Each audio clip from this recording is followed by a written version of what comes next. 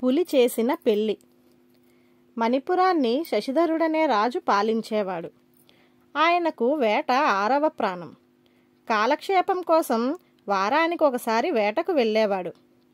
ఒకరోజు శశిధరుడు కొంతమంది భటులను వెంటబెట్టుకొని ఉత్తమాశ్వాసాలను పూంచిన రథంలో అడవికి వేటకు వెళ్ళాడు. ఆయన మధ్యాహ్నం వరకు కొన్ని జింకలను, అడవి పందులను వేటాడాడు. తరువాత తన పరివారంతో ఒక పెద్ద జువ్వి చెట్టు కిందకి చేరాడు. అక్కడ అందరూ భోజనాలు ముగించారు. కొద్దిసేపు విశ్రాంతి తర్వాత తిరిగి వేట ప్రారంభిద్దామని ఆయన భటులకు చెప్పాడు. శశిధరుడు జువ్వి చెట్టు బోదెకు చేరగిలపడ్డాడు. ఇంతలో పక్కన ఉన్న పొదల మధ్య నుంచి పులి ఒకటి గాండ్రిస్తూ ఆయన పైకి దూకింది. ఇది చూసి భటులు దిగ్భ్రాంతులై కలవరపడుతున్నంతలో శశిధరుడు తన పక్కన ఉన్న డాలును మెరుపు వేగంతో ఎడమ చేతితో అందుకొని పులి పంజా దెబ్బ కాచుకున్నాడు. పులి మరింత పెద్దగా గాండ్రిస్తూ వెనక కాళ్ల మీద నిలబడి ముందుకు దూకబోయేంతలో శశిధరుడు తన వరలోని కత్తిని సర్రున బయటికి లాగి ఒక్క దెబ్బతో పులి కంఠాన్ని నరికివేశాడు. ఇది చూసిన భటులు రాజు సాహసాన్ని మనసులోనే మెచ్చుకున్నారు. వాళ్ళు రక్తపు మడుగులో గిలగిలా తన్నుకుంటున్న పులి చుట్టూ చేరేంతలో పొదలలో ఏదో అలికిడైంది. శశిధరుడు పులి రక్తంతో తడిసిన కత్తిని అలాగే పట్టుకొని అప్రమత్తతతో పొదల వైపే చూడసాగాడు. అంతలో ఒక పులిపిల్ల పొదల చాటు నుంచి బయటకు వచ్చి దాపులనున్న ఒక భటుడికేసి చిన్నగా గాండ్రించింది. దానికి 1 రోజులు కూడా నిండి ఉండవు. తరువాత అది చచ్చిపడి ఉన్న పులి చుట్టూ తిరుగుతూ మూలగసాగింది. ఈ దృశ్యం చూసి శశిధరుడి మనసు ద్రవించింది. ఆయన నెమ్మదిగా పులిపిల్ల వెనకగా వెళ్ళి దాన్ని ఒడిసి పట్టుకున్నాడు. అది గుర్రు గుర్రుమంటూ తన చిన్న పంజాతో శశిధరుడి చేతుల్ని రక్కింది.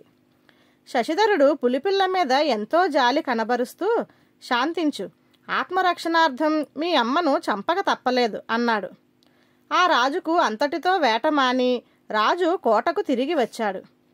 రాణి గిరిజాదేవి పులిపిల్లను చూసి, ప్రభు, ఎంతైనా ఇది క్రూర జంతువు, పెద్దయ్యాక ఇది ప్రమాదకరంగా మారుతుంది. అరణ్యంలోని పులిపిల్లను అంతఃపురానికి చేర్చారు.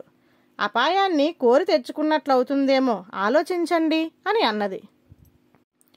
శశిధరుడు నిట్టూర్పు విడిచి అడవిలో జరిగిందేమిటో చెప్పి, తల్లి లేని దీన్ని పెంచేందుకు తీసుకువచ్చాను.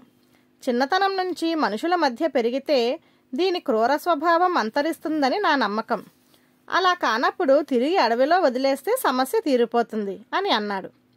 ఆ రోజు నుంచి ముప్పూటల రాజే పులికి స్వయంగా పాలు పట్టేవాడు. 1 రోజులు గడిచేసరికి అది అందరికీ మచ్చిక అయిపోయింది. అంతఃపురం అంతా పిల్లిలా కలయ తిరిగేది. రాణి ఒడిలో పడుకొని నిద్రపోయేది. 1 ఏడాది గడిచేసరికి అది బాగా పెరిగి పెద్దదైపోయింది. ఇప్పుడు అది పులిపిల్ల కాదు, పులి. పసుపు పచ్చ శరీరం మీద నల్లటి చారలు వచ్చాయి. మాంసాహారం తినడం ప్రారంభించింది. అయితే అది మనుషులకు గాని, తక్కిన అంతఃపుర పెంపుడు జంతువులకు గాని ఎటువంటి హాని తలపెట్టేది కాదు. ఇలా ఉండగా పులి వీపు మీద వ్రణం లాంటిదొకటి లేచింది. అది వారం గడిచేసరికి అరచేతి మందానికి విస్తరించింది. పశువైద్యుడు ఆ పుండును పరీక్షించి రాజుతో, ప్రభు, ఇది జంతువులకు అరుదుగా వచ్చే రాచపుండు. మామూలు ఔషధాలకు ఈ వ్యాధి లొంగదు. దీనిని నివారించే లేపనం తయారు చేసేందుకు కావలసిన 12 వనమూలికలలో ఒక్కటి మాత్రం నా వద్ద లేదు. దాని పేరు సింధూర సుధపుష్పం. లేత పసుపచ్చ రంగులో గజం ఎత్తు పెరిగే ఈ సింధూర సుధ మొక్క ఏడాదికి ఒకే ఒక్క పువ్వు పోస్తుంది. ప్రస్తుతం ఈ మొక్క రత్నపురి మహారాజు ఆనందవర్ధనుడి ఉద్యానవనంలో ఉన్నట్లు విన్నాను అని అన్నాడు. ఆనందవర్ధనుడి పేరు వినగానే శశిధరుడి ముఖం కోపంతో జేవురించింది. దాదాపు 20 సంవత్సరాల కిందట జరిగిన ఒక సంఘటన ఆయన కళ్ళ ముందు కదిలింది. అప్పట్లో కాంచనపురి యువరాణి మదనమంజరి వివాహానికి స్వయం ఏర్పాటు చేశాడు ఆమె తండ్రి భూపాలవర్మ. మదనమంజరి అద్భుత సౌందర్యాన్ని గురించి విని ఉన్న అనేక మంది రాజులు తమ అదృష్టం బావుంటే ఆమె తమను వరించవచ్చునన్న ఆశతో స్వయంవరానికి వెళ్ళారు. రాజు శశిధరుడు కూడా ఆ స్వయంవరానికి వెళ్ళాడు. ఆయన అప్పటికే వివాహితుడు. మదనమంజరి స్వయంవరం వెనక దాగి ఉన్న రహస్యం ఏమంటే, ఆమె రత్నపురి రాజు ఆనందవర్ధనుడు పరస్పరం ప్రేమించుకున్నారు. కానీ స్వయంవరం ఏర్పాటు చేయడం వంశాచారం కనుక ఏదో మొక్కుబడిగా స్వయంవరం ఏర్పాటు చేశాడు ఆమె తండ్రి. ఈ కారణం వల్ల మదనమంజరి స్వయంవర మండపంలో ఆసీనులైన ఇతర రాజుల వైపు కనీసం కన్నెత్తి కూడా చూడకుండా వెళ్ళి ఆనందవర్ధనుడి మెడలో వరమాల వేసి భర్తగా వరించింది. ఆ సమయంలో శశిధరుడు ఆనందవర్ధనుడి పక్కనే కూర్చొని ఉన్నాడు. ఆనందవర్ధనుడు ఆయన వైపు ఓరగా చూసి కోరమేసం దువ్వి, చూశావా, స్వయంవరం పోటీలో నా విజయం అన్నట్లు వ్యంగ్యంగా నవ్వాడు. మదనమంజరి తనను వరించలేదన్న బాధలో ఉన్న శశిధరుడికి ఇది పుండు మీద కారం చల్లినట్లనిపించింది. మణిపురి, రత్నపురి ఇరుగు పొరుగు దేశాలైనందున సహజంగానే కొన్ని సరిహద్దు వివాదాలున్నాయి. అందువల్ల శశిధరుడికి ఆనందవర్ధనుడికి పరస్పర శత్రుభావం అంతర్గతంగా ఉన్నది. ఇప్పుడు ఈ స్వయంవర ఫలితం ఒకరికి ఆనందం కలిగిస్తే మరొకరికి తీవ్రమైన అసూయకు కారణమైంది. ఈ కారణం వల్ల ఆనందవర్ధనుడు మీసం దువ్వగానే శశిధరుడు దిగ్గున ఆసనం నుంచి లేచి వర నుంచి కత్తి దూసి, ఒక స్త్రీ చేత వరింపబడడం ఘనకార్యంగా భావించి మురిసిపోకు, వీరుడివైతే నన్ను కత్తి యుద్ధంలో ఓడించు అని అన్నాడు. దీనికి ఆనందవర్ధనుడు రెచ్చిపోయి, ఉట్టినే కత్తి యుద్ధం అంటే అందులో పస ఏముంటుంది? మనకెలాగూ ముత్యాలదేవి సరిహద్దు వివాదం ఉంది కదా, ఇప్పుడు మన మధ్య జరగబోయే కత్తి యుద్ధంలో గెలిచిన వారిదే ముత్యాలదేవి. ఇందుకు నువ్వు అంగీకరిస్తే పోటీకి నేను సిద్ధం అన్నాడు కత్తిపిడి మీద చెయ్యి వేసి. శశిధరుడు వెంటనే ఈ షరతుకు అంగీకరించాడు. తన ఖడ్గ విద్యా నైపుణ్యం సాటిలేనిదన్న నమ్మకం ఆయనకున్నది. క్షణంలో స్వయంవర వేదిక సమరరంగానికి వేదిక అయ్యింది. ప్రత్యర్థులిద్దరూ సమఉజ్జీలుగా చాలాసేపు పోరాడారు. క్రమేపీ ఆనందవర్ధనుడి శక్తి సన్నగిల్లసాగింది.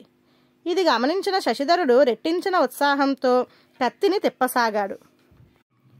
అంతలో ఆయన కత్తి దెబ్బకు ఆనందవర్ధనుడు తప్పించుకోవడము, ఆ దెబ్బ శశిధరుడి ఎడమ చేతిని గాయపరచడము, కత్తి అప్రయత్నంగా ఆయన చేతి నుంచి జారిపోవడము క్షణంలో జరిగిపోయింది.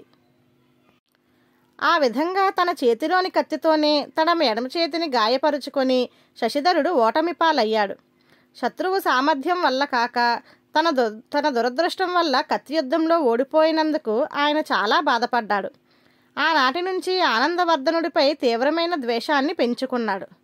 రాణి గిరిజాదేవి తన భర్త మనసులో మెదులుతున్న భావ సంఘర్షణను ఊహించి, ప్రభు, ఇది పంతాలకు పట్టింపులకు సమయం కాదు. ఏదో విధంగా ఆనందవర్ధనుడి ఉద్యానవనంలోని సింధూర సుధపుష్పాన్ని సంపాదించి మనం ఎన్నాళ్ళు ఎంతో ప్రేమతో పెంచుకున్న పులిని కాపాడుకోవడం మన కర్తవ్యం కాదా అన్నది. శశిధరుడు 1-2 క్షణాలు ఆలోచించి రత్నపురిపై దండెత్తి ఆనందవర్ధనుణ్ణి ఓడించి ఆ పుష్పాన్ని సంపాదిస్తే అన్నాడు. ప్రభు, యుద్ధంలో జయాపజయాలు దైవాధీనాలంటారు. కీడెంచి మేలెంచాలి కదా. మీరు యుద్ధంలో గెలిచేవారే అనుకుందాము. సింధూర సుధపుష్పం మీకు దక్కుతుందని నమ్మకం ఏమిటి? మీపై ద్వేషంతో ఆనందవర్ధనుడు యుద్ధ ప్రారంభానికి ముందే సింధూర సుధమొక్కను కూకటివేళ్లతో పెకిలించి వేస్తే మీరు ఏం చేయగలరు? పైగా పులికి చికిత్స కోసం అవసరమైన ఒక పుష్పం కోసం ఏకంగా పొరుగుదేశం మీదకి దండెత్తి వెళ్లడం అంటే పొరుగురాజులు మిమ్మల్ని గురించి ఏమనుకుంటారో ఆలోచించారా అంటూ రాణి భర్తకు హితవు చెప్పింది. అయితే ఇప్పుడు పులిని కాపాడుకునే మార్గం ఏమిటో కూడా నువ్వే చెప్పు అన్నాడు శశిధరుడు చిరాకుగా.